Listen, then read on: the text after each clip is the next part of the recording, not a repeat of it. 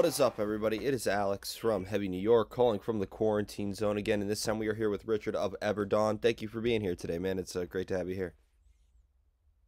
Thanks for having me. Yeah, Yeah. So the new album is Cleopatra. The record is awesome. absolutely kick-ass. Do you just want to talk about how the making of this album was, like how Cleopatra sort of saw the light of day, if you will? Well, yeah, it's been a work in progress for quite a long time. I mean, we started working on the songs for this back in late 2016, 2017 is kind of when the album started to uh, we started to work on the songs basically, and then again it was supposed to be it was supposed to be Midnight Eternal's second album actually, and then we parted ways with our singer, and so that took longer to kind of finalize the album. We had to find a new singer and all that kind of stuff. So um, basically in 2019 is when we started finally recording the album, and everything went smoothly from there. And by the end of 2019, we had everything done. And then it was just a matter of time to find a label to put it out. And then we signed with Century Records about a year ago, just as the lockdown started to happen. And then, then that caused more delays before the album could be released. So finally, this past February is when we were able to release it, and we're really happy to share it with the world.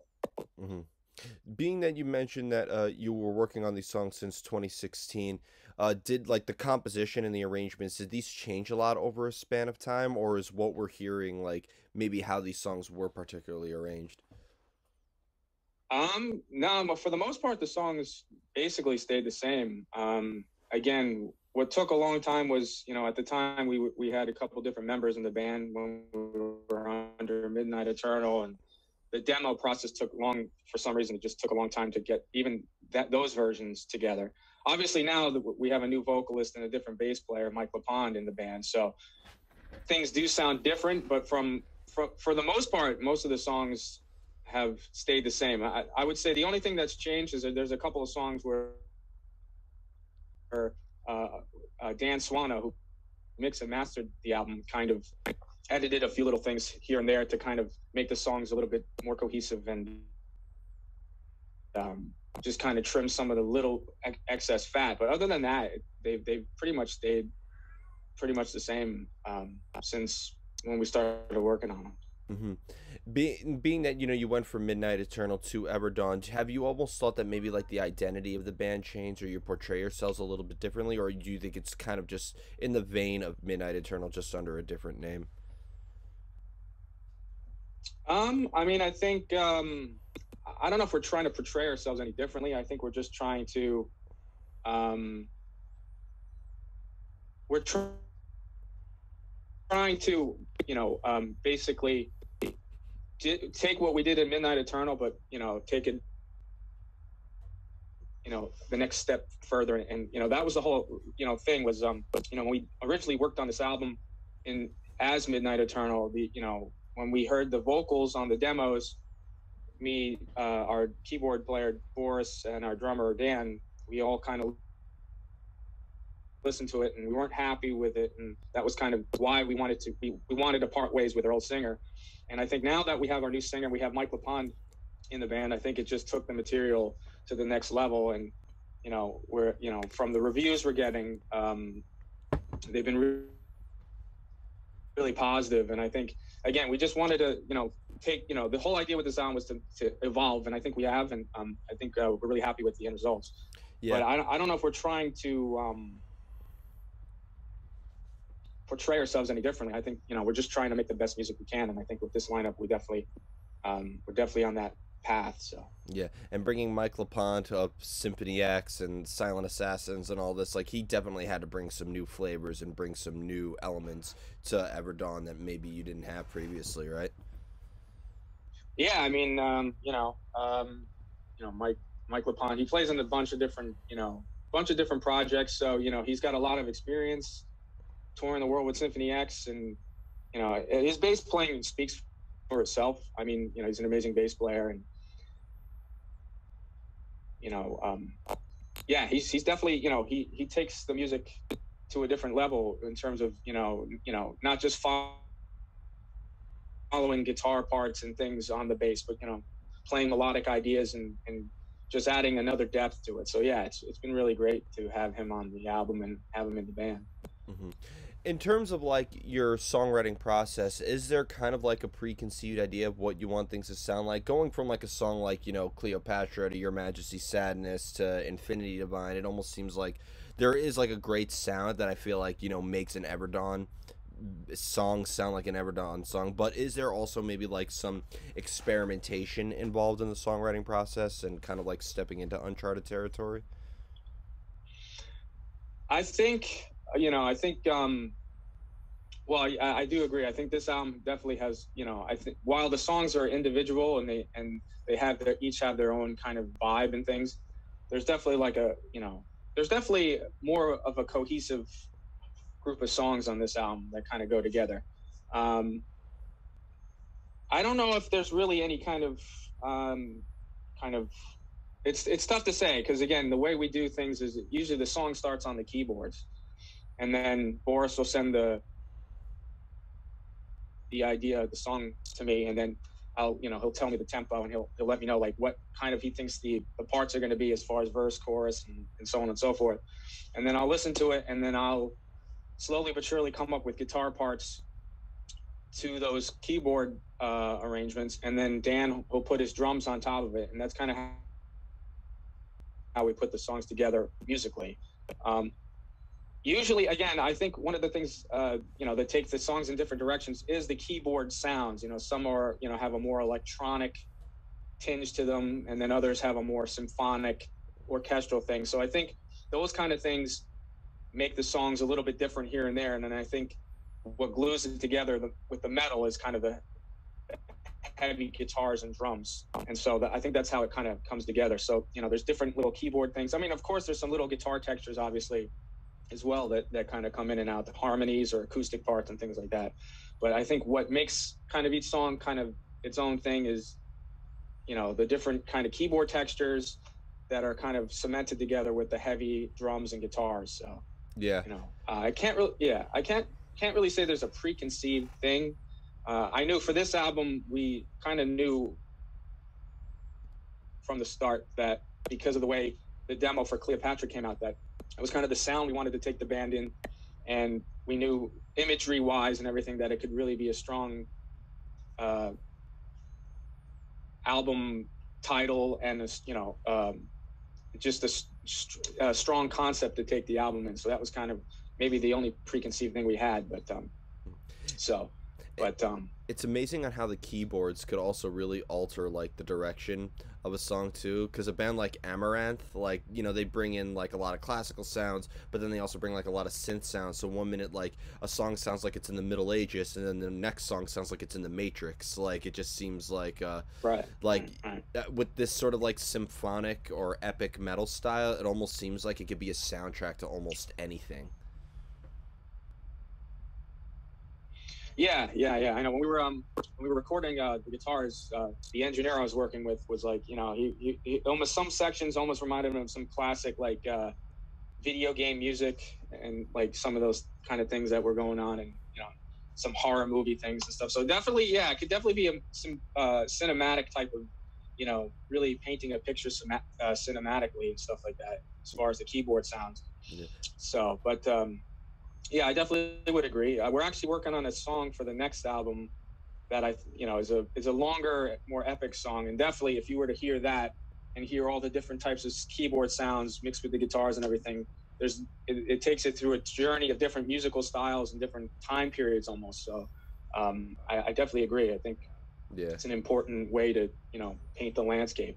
Like there was one I forgot what the band was, but there's one like epic metal symphonic song that came out where like they have many different usages of keyboards. 1 minute it's like a symphony orchestra, then the next minute it's like Ministry, and then the next minute it's like New Order synth pop, like, and then the next minute it's it's like it sounds like something out of Legend of Zelda. So like it's again like the way that the keyboards are and with all the different effects you could do with it, it really could make or break a song even. Yeah, yeah, I know, I agree. Yep. Now, does anybody in the band actually have like the classical background that they use to create the music that they do? Because I don't know what it is, and I'm guilty of it myself. But I've always assumed that people who work in like the sort of symphonic metal style always have kind of like a mastery of arrangement or like a musical theory background. Well, I know Boris, our keyboard player, who's like, is the main kind of composer. He was originally from St. Petersburg, Russia, and I know as a kid he took violin and things like that. Uh, I don't know for sure how extensive his music theory background is, but coming from Europe, the classical music is much more ingrained, I think, in that culture than maybe here. I've studied classical guitar, and I'm definitely a fan of classical music as well. So that's and one of my favorite players, Yngwie Malmsteen. So that stuff is just kind of also a kind of a natural, um, um, kind of a natural thing to kind of get into when I'm playing. So it's not really surprising. There's definitely some sections that have tinges into the classical vein. So And what I'm curious is too like with Cleopatra. Is this album? Would you consider it like to be a concept driven album? Because like there's some albums where you can kind of like approach them for any angle, and what I've called them shuffle friendly. But like I feel like with this album, you need to start up with Ghost Shadow Requiem, and you need to end with The Last Deed. And I feel like there's like a real chronological way. Does this album have like a narrative that it's supposed to follow? I mean, not really. I mean, it's not really a concept album. We use they are individual songs, but we did take a lot of time to kind of come up with the order of the tracks, and we definitely come from the school of albums. You take this journey through track one to the end, and um, you know as much as it's great, Spotify and Apple Music and all the things where you have all these millions of songs at your fingertips and you can choose whatever you want to listen to and shuffle and all this kind of stuff. I think it is a lost, not a lost art, but I think for me, I'm definitely into listening to albums all the way through, and you really get a sense of where the artists are coming from. The bands are and the evolution of the music, and then from album to album, the evolution of their sound and things. And I do like that kind of roller coaster ride of an album. Uh, so again, the beauty of music is everybody has their own interpretation of it. For me, it's not really a concept album. It's again, it's a loose. I guess it's a loose concept, but every song can kind of is kind of stand on its own.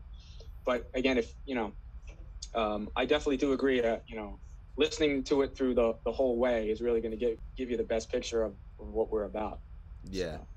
And I feel like like this album has like a cinematic element to it. I think it has like there is a direction, like maybe a way to listen to it, but it's also very much open to interpretation at the same time. Right. Which, yeah, I mean, again, I think is what's cool about music and lyrics. Everybody gets their own type of everybody finds something in the lyrics or the music that they connect with in some way. So I mean, that's kind of the power of music. So Yeah.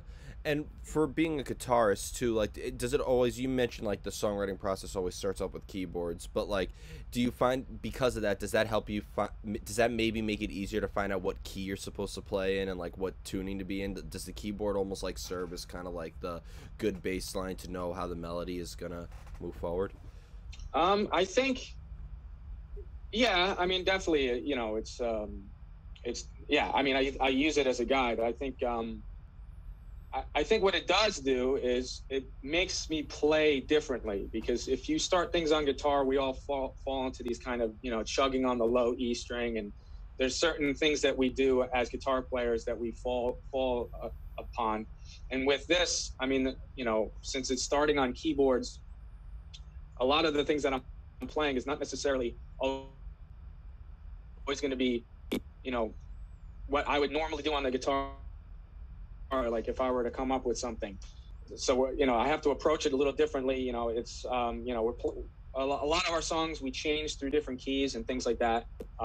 And so it's just, you know, it's pushed my playing to go to different areas that maybe I wouldn't have thought of to do, you know, right away with some of the chord voicings and things like that, where like there's, you know, certain things are happening on the right hand of the keyboard and then a bass movement on the left, and then trying to sometimes match that on the guitar, or sometimes go to a single note riff instead of playing power chords and things like that. So again, it's, you know, it's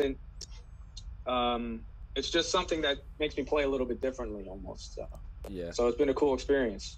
I can only imagine when playing live too how much of like a pain it must be, because when you're doing soloing versus doing like power chords or, you know, super heavy riffs, you have to focus, you probably have to change up the pedals a little bit more, and it almost seems like a completely different playing style. Like one of my personal favorite guitars is like Dino from Fear Factory. You know, he's a very riff driven guitar player, and like, you know, I wouldn't expect him, if he does, that'd be incredible, but like I don't expect him to do like an Yngwie Malmsteen like soloing.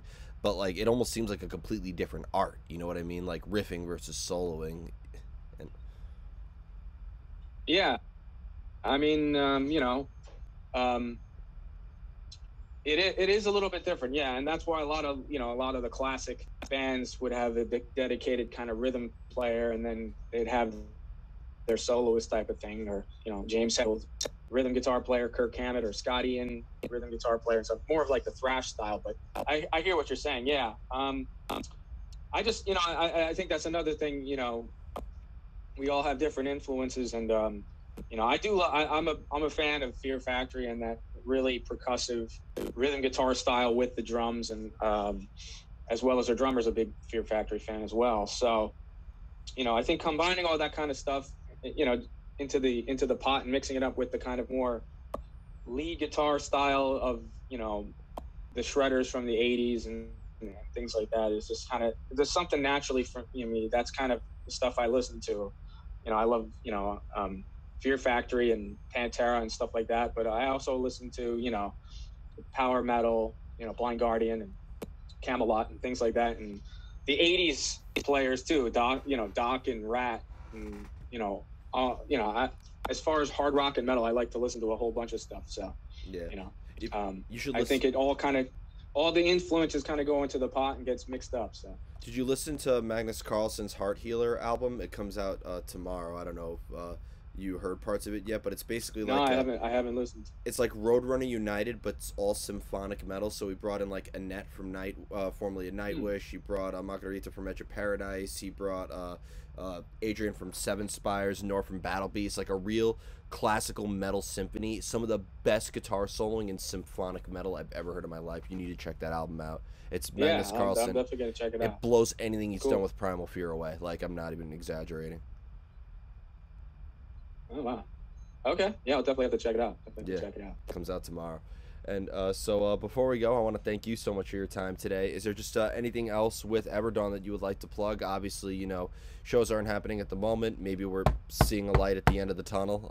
But obviously, you'll be hitting the road quite a bit, right? Yeah, I mean, you know, our manager is looking out for tours and stuff. And you know, we're hoping, yeah, once things open up, we're definitely gonna start to kind of put together something. We got to promote the album, but you know, hopefully everybody's enjoying the album. We're working on our second one.